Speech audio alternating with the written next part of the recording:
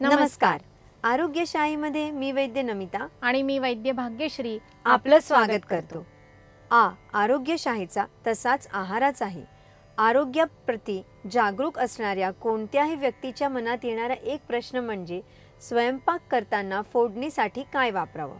अन्न शिजवताना विशेषतः भाजी आमटी करताना कोणता ना कोणता स्निग्ध पदार्थ लागतोच. नुसता स्वयंपाक करण्यासाठीच नव्हे तर अन्नाचा शरीराकडून स्वीकार व्हावा यासाठी सुद्धा ही स्निग्धता कामाला येणार असते. अन्नाला स्निग्धता तेलातून किंवा तुपातून मिळते. अर्थातच तूप म्हणजे घरी बनवलेलं साजूक तूपच. तेलामध्ये मात्र खूप व्हरायटी असल्यामुळे तेल कोणतं वापरावं हा प्रश्न मनात आल्याशिवाय राहत नाही. त्याच्याही पूर्वी अजून एक गोष्ट लक्षात घ्यावी लागते, कारण तेलाच्या बाबतीत रिफाइंड हा शब्द अनेकदा वापरला जातो.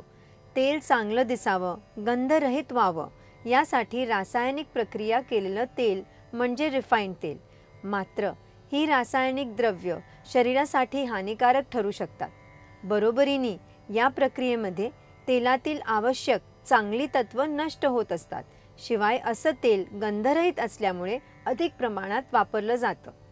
या उलट नुसतं फिल्टर केलेलं तेल फक्त गाळलेलं असतं. ज्यापासून तेल काढलं त्या बियांचा गंध रंग त्यामध्ये आलेला असतो. त्यामुळे ते आपसुकच थोडं कमी प्रमाणामध्ये वापरलं जातं. घाण्यावरचं तेल हा शब्द पूर्वी फार प्रचलित होता. तेल बिया फक्त दाबून त्यांना उष्णता न देता जे तेल काढलं जातं ते घाण्यावरचं किंवा आधुनिक भाषेत कोल्ड प्रेस तेल होय. या प्रकारचं तेल आरोग्यासाठी उत्तम असतं. या तेलाची मूलभूत जडणघडण बदलत नाही, तसेच त्यात रासायनिक हानिकारक द्रव्ये मिसळलेली नसतात. तेव्हा सध्या फक्त कशाचं तेल वापरावं हे माहिती असणं पुरेसं ठरणार नाही, तर ते कसं बनवलं आहे, त्यावर कोणकोणत्या प्रक्रिया केल्या आहेत हे सुद्धा आपल्याला माहिती असायला हवं. सध्या अवेलेबल असणाऱ्या तेलांपैकी आरोग्याच्या दृष्टीने चांगली तेलं कोणती हे सुद्धा आपण पाहणार आहोतच. पण त्यासाठी पाहत रहा आरोग्यशाही लोकशाही मराठीवर.